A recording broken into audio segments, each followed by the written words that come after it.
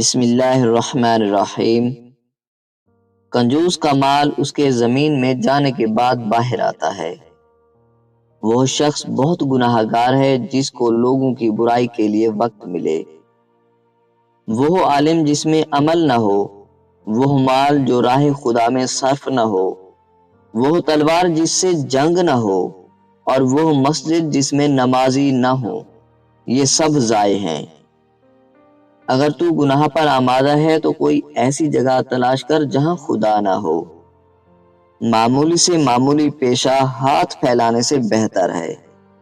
جس نے انسانوں کا حق نہیں پہچانا اس نے خدا کا حق نہیں پہچانا۔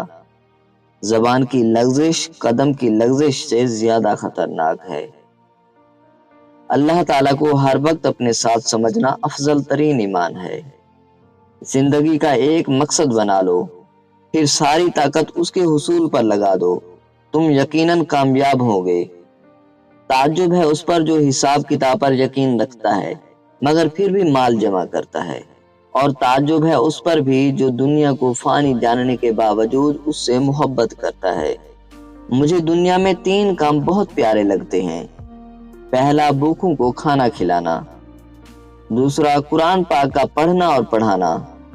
تیسرا، معذور اور مستحق لوگوں کی امداد کرنا۔ جب تک بھائی آپس میں ایک دوسرے کی مدد کرتے ہیں، آپ کے دشمن آپ سے کبھی فتح حاصل نہیں کر سکتے۔ غصے میں کیا جانے والا عمل ایک ایسا عمل ہے جو ناکامی کا باعث بنتا ہے۔ اگر مرد کی مردانگی ختم ہونے لگے تو یہ ایک دانہ روزانہ کھا لیا کرے۔